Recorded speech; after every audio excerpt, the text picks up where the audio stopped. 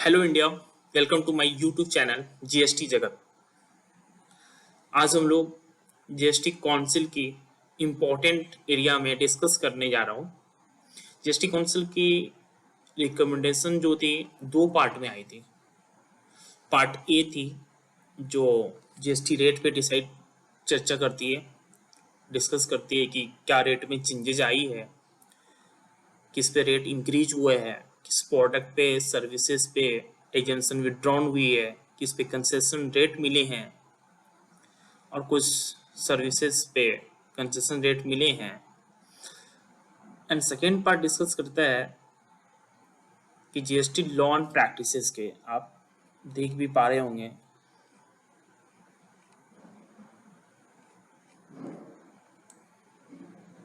Second part में अपने discuss कर रहे हैं क्या क्या जीएसटी काउंसिल में डिसाइड हुआ है, क्या क्या जीएसटी काउंसिल की रिकमेंड थी कि measures for trade facilitation. First में बहुत ही इम्पोर्टेंट एक प्रैक्टिकल अप्रोच से माना जाएगा। In India money of startup boost up की ओर जा रहा है, एक स्टार्टअप का दौर जा रहा है जहाँ पे many of product online sale हो रहा है।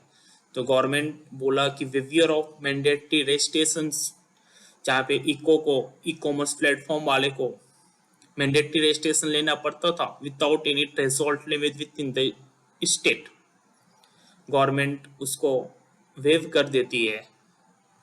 जो भी प्रोडक्ट सप्लाई हो रहा है through ECO, subject to condition की उसका aggregate turnover on in all India basis threshold limit को पार नहीं कर रही है, क्रॉस नहीं कर रही है। जो भी 40 लाख की 20 लाख की जो भी लिमिट है आपके स्टेट में। सेकेंड, अगर वो इंटर स्टेट सप्लाई नहीं कर रहा है, मीन्स अभी तक आप अगर इको पे सेल करते थे विद इन स्टेट या अदर स्टेट, आपको कंपलसरी रजिस्ट्रेशन लेना पड़ रहा है। बट इस नोटिफिकेशन जब भी एप्लीकेबल होगा, ये इस जीएसटी काउंसिल की रिकमेंड थी अभी तक है कि जो भी आप ई कॉमर्स है और वो विद इन स्टेट में सेल कर रहा है थ्रू ई कॉमर्स ऑपरेटर, उसको ही रिलीफ मिला है। अगर आप इंटर स्टेट सेल कर रहे हैं, सपोज आप दिल्ली का हैं और आप पंजाब में सेल कर रहे हैं, तो आपको कंपलसरी रजिस्ट्रेशन लेना पड़ेगा। Exemption only to intra state sale. Okay. Second recommendation थी कि कंपोजिशन टैक्स पेयर भी अपना intra state sale e commerce operator के थ्रू कर सकते हैं, पहले नहीं कर सकते थे। ये जो भी गवर्नमेंट बोली है कि आप e commerce operator within state आप कर सकते हैं काम without any registrations, compulsory registrations within the subject to threshold limit. ये इफेक्टिव 1 जनवरी 2023 से स्टार्ट हो जाएगा। 1 जनवरी 2023 इफेक्टिव डेट होगा। सेकेंड पार्ट में बोला है जो भी इन्वर्टेड रेट स्ट्रक्चर में आपका अनयूटिलाइज आईटीसी है, उसका रूल 89 में एक फॉर्मूला दिया हुआ था जहां से अपने रिफंड क्लेम करते थे, उसमें गवर्नमेंट चेंजेस लाई है और वो इनपुट एंड इनपुट सर्विस दोनों पे है। थर्ड फॉर्मूला है बहुत सारे अपने रिक्सी एक्सपोर्टर को जो कस्टम वाले या कस्टम ऑफिसर आइडेंटिफाइड करते थे, उसको रिफंड देने में जीएसटी ऑफिसर फिजिकल भी या वेरिफिकेशन करते थे। जो भी वायलेशन होता था कस्टम्स का, इस कारण से जो भी आपका एक्सपोर्ट्स का रिफंड था वो सस्पेंडेड या विथेल्ड होता था। अब एक रूल 96 में अमेंडमेंट आई है जिससे बोल रहा है कि आपका जो भी आईजीएसटी रिफंड बन रहा है आप एक जीएसटी पोर्टल से करें और जीएसटी आरएफटी फॉर्म में करें, जो आपका जुडिक्शन ऑफिसर के पास जाएगा और वो ऑनलाइन प्रोसेस ही होगा। ये आपका बेनिफिट दे देगा सर एक्सपोर्टर को। फोर्थ पॉइंट में जीएसटी रिकमेंडेशन की पार्ट 2 फोर्थ पॉइंट में बोला गया है कि जो भी एरनुअस रिफंड है, गलत तरीके से जो भी रिफंड सेंक्शन हुई थी एक्यूमुलेटेड आईटीसी में, उसको सारा डिपॉजिट करना पड़ेगा विथ इंटरेस्ट एंड पेनल्टी। और एक इसके लिए एक नए फॉर्म आया है PMT03A, पहले PMT03 हुआ करता था, अब PMT03 आई है। मतलब जो भी आपका रिफंड गलत तरीके से हुआ है, आपको जो भी रिफंड सेंक्शन होगी गलत तरीके से, आप उसको विथ इंटरेस्ट एंड पेनल्टी के साथ आप जमा कीजिए। और जो भी आपका साथ इंटरेस्ट या पेनल्टी के साथ जमा होगा उसका आपको रिक्रेडिट मिल जाएगा आपका आईटीसी लेजर में। आप आईटीसी से रिफंड सेंक्शन करवाए होंगे, अब आपको रिफंड सस्पेंड किया जा रहा है तो आपका ई क्रेडिट लेजर में वापस कर दिया जाएगा। पॉइंट 5 में बोला है कि कुछ notification to be issued at the earliest, a interest will be payable on wrongly availed ITC only when same is utilized। Suppose अगर आपका कोई भी ITC है उस मंथ का 100 रुपीज एंड आपने wrongly availed कर लिया है बट यूटिलाइज नहीं हुआ है और आपका ई क्रेडिट लेजर में आउटस्टैंडिंग बैलेंस में दिख रहा है, तो आपको इंटरेस्ट नहीं लगेगा। अगर आप उस इंटरेस्ट अमाउंट का ITC अगर आप अवेल कर लिए हैं तो आपको इंटरेस्ट लगेगा। सेकेंड पॉइंट में बोल रहे हैं गवर्नमेंट कि पहले क्या होता था, अगर आपको कोई ई कैश लेजर में अमाउंट है तो आप इस CGST का तो IGST में या इंट्रा-हेड आप ट्रांसफर करते थे।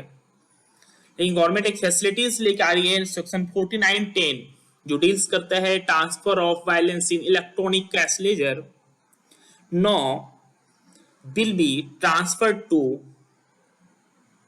Electronic cash ledger of CGST या IGST of distinct persons. Distinct person कौन होता है GST में, इस पे गवर्नमेंट 4910 में बताया भी था कि same person same PAN having two registrations या having separate registrations for both units. Suppose आपका एक बिजनेस है, एक पेन है, एक पेन पे आपका ब्रांच A और ब्रांच B 2 यूनिट है विद इन द स्टेट, तो उसको बोला जाता है डिस्टिंक्ट पर्सन। बोल रहा है कि आप यूनिट A में अगर आपके पास ITC कैश लेजर में CGST SGST में कैश लेजर में पड़ा हुआ है तो आप IGST यूनिट B का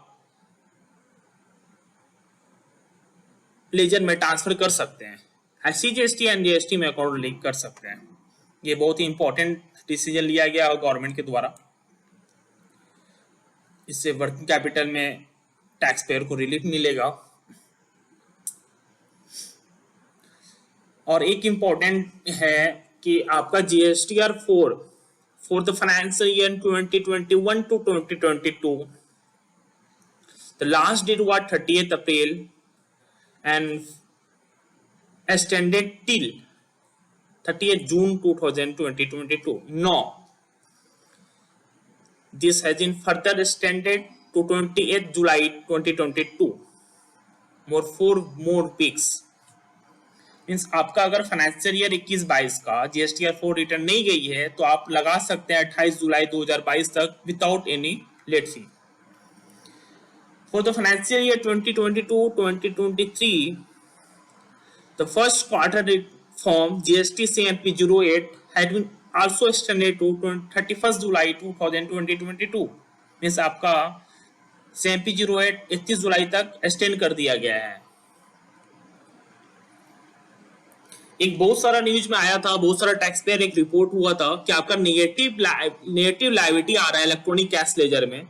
इसके लिए गवर्नमेंट GSTN पोर्टल को एक बोला गया है कि आप इसको जल्दी से जल्दी जॉब कर दीजिए। 7th पार्ट ये है कि जो भी अभी IGST में आपका इंपोर्ट में एजेंशन दिया जा रहा है वो आपको कंटिन्यू रहेगा। ई वैलेट स्कीम जो आई थी वो अभी फर्दर परस्यूट नहीं होगा। 7-8 में कुछ क्लैरिफिकेशन आया था, इसके कारण बहुत ही लीगल डिस्प्यूट चल रहा है बहुत सारे कोर्ट में, जो अब क्लैरिफिकेशन गवर्नमेंट लेकर आई है। बोल रहे हैं जहां पे कंसेशन नोटिफिकेशंस गवर्नमेंट क्लैरिफिकेशन लेके आएगी on issue of claiming refund under inverted duty structure where the supplier is supplying goods under concessional rate. Concession rate में अगर कुछ सप्लाई हो रही है उसमें किस तरह से इन्वर्टेड ड्यूटी स्ट्रक्चर में क्लेम रिफंड होगा उसका क्लैरिफिकेशन लेके आएगी गवर्नमेंट। बी पॉइंट में क्लैरिफिकेशन आ रहा है कि applicability of demand and penalty provision under CGST Act in respect of transaction involving fake invoices। इस प्रैक्टिकल इम्प्लीमेंटेशन में एक ऑफिसर है, सपोज एक ऑफिसर मिस्टर एक्स का बिल पकड़ता है जो फेक इनवॉइसिंग है, और मिस्टर एक्स इशू किया है मिस्टर वाई को, वाई इशू किया है जेड को, तो ऑफिसर किस पे लगाएगा penalty?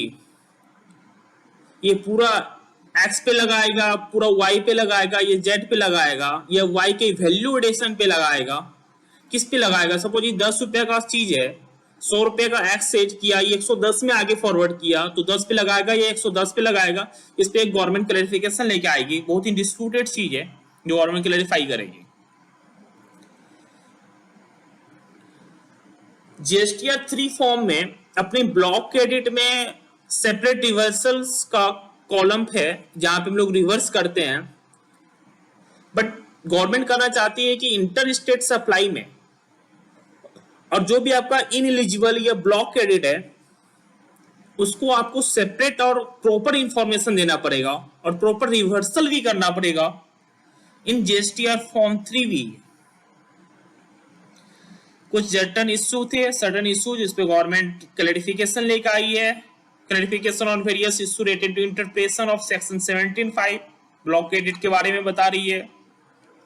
Clarification on the issue of perquisites provided by employer to employee as per contractual agreement. Clarification on utilization of amounts available in electronic ledger and electronic cash ledger for the payment of taxes and other liabilities।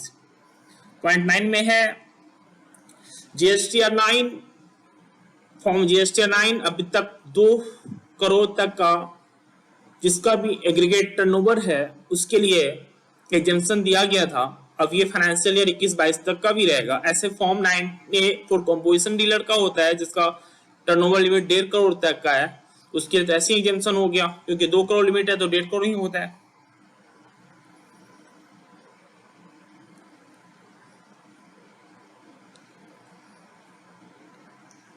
आप अगर कुछ भी exempted supply of duty credit scheme export करते थे उस पर जितना भी आईटीसी हमको मिलता था उसका रिवर्स होता था। गवर्नमेंट एक्सप्लेनेशन लेके आई रूल 43 में कि CGS rule to be amended to provide there is no requirement of reversal of ITC for exempted supply of DCS by exporter. DCS को हम लोग ड्यूटी क्रेडिट स्कीम प्रैक्टिकली बोलते हैं। And most important जहाँ पे बहुत सारे टैक्स पेयर को प्रॉब्लम हो रही थी कि उसको नेफ्ट या इंटरनेट बैंकिंग से पेमेंट होता है, अब गवर्नमेंट यूपीआई एंड आईएमपीएस लाएगी for payment of GST under rule 87 rule में internet banking NEFT over the counter ही पेमेंट होता था जीएसटी का। अब यूपीआई एंड आईएमपीएस से भी आप लोग कर सकेंगे। और कोई इंपॉर्टेंट नहीं है, फॉर्म 14 इंपॉर्टेंट है। Supply from duty free shop. आप जब एयरपोर्ट पे जाते हैं international terminal, not domestic terminal, only international terminal पे अगर आप कुछ आउटसाइड इंडिया के लिए जा रहे हैं आउटगोइंग स्टैंडर्ड पैसेंजर्स के लिए, उसको एक्सपोर्ट माना जाएगा बाय डीएफएच ड्यूटी फ्री शॉप। और इसका भी जो भी एक्सपोर्ट माना जाएगा तो जो भी रिफंड बनेगा आपका दैट्स नॉर्मल प्रोसीजर में बनता है, प्रोसीजर में उस तरह आपको रिफंड का क्लेम दिया जाएगा। और इसका रूल 95 है, वो सीजीएसटी रूल जो भी आई थी एग्जिस्टिंग में उसको रिस्क काइंडेड अकाउंटली किया जाएगा। सेकेंड पार्ट है, बोलते हैं पार्ट जीएसटी काउंसिल जो प्रेस रिलीज थी उसके 2 पार्ट था। पार्ट 2 में पार्ट बी भी है जो अब मेजर करती है streamline the compliance of GST. GST compliance को स्ट्रीम लाइन में लाने के लिए क्या क्या मेजर अपने किए हैं। तो पहला बहुत इंपॉर्टेंट है, जहां आपने रिटर्न नहीं फाइल किया है, नन फाइलिंग ऑफ रिटर्न, आपका जीएसटी सो मोटे कैंसिल होती थी।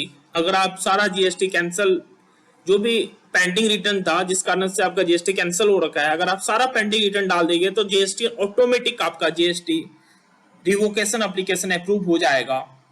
और इसके लिए अमेंडमेंट एक रूल 23A में आई है, जो भी कंटिन्यूअस नन फाइलिंग था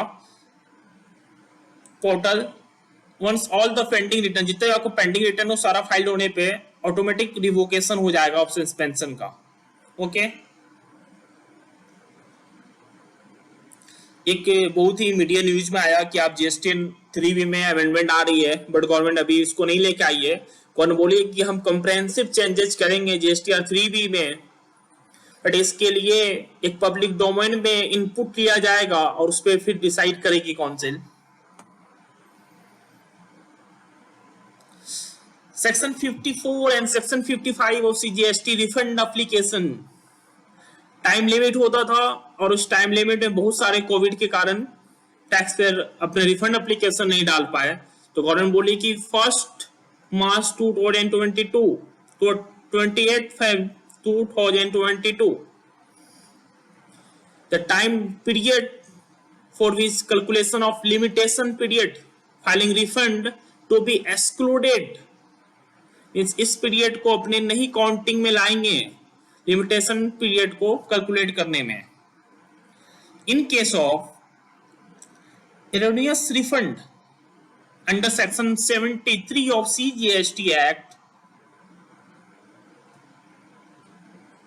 जहां भी आपका गलत तरीके से रिफंड लिया गया है उसका ऑर्डर करने का भी डेट एक्सटेंड हो गई है, 30 सितंबर 2023 तक एक्सटेंड हो गई है।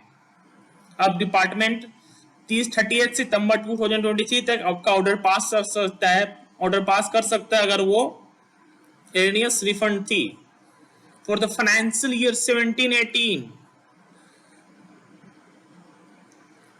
See, the council had decided to constitute a group of ministers to address various concerns raised by the state in relation to constitutions of GST appellate tribunal। GST appellate tribunal बनने जा रहा है और जिसपे government ने recommendation दी है GST council को। जीएसटी काउंसिल ने गवर्नमेंट को रिकमेंडेशन दी है for appropriate amendment in the CGST act, and no पूरा कंप्लीट होता है पार्ट बी। और पार्ट ए में अपने देखेंगे कि अपने क्या क्या रिकमेंड की है गवर्नमेंट को जीएसटी काउंसिल के द्वारा चेंजेस में, गुड्स का, सर्विसेज का क्या क्या एग्जेम्पशन विड्रॉन हुई है, कौन कौन सर्विस का एग्जेम्पशन नहीं मिलेगा, कौन सा कंसेशन रेट पे हुई है। इसमें हम लोग पार्ट 2 का वीडियो जो रिलीज होगा उसमें पूरा डिटेल बताया जाएगा। बहुत सारा नेगेटिव लिस्ट में जो कवर था उसको भी हटाया गया है। तो आज के लिए इतना ही। Thank you very much for watching this video. And आज 5 year GST, 5 years of GST since implementation have been achieved successfully. On this day, I am wishing you GST Day and the Chartered Accountant Day. Thank you very much for watching. Bye. See you.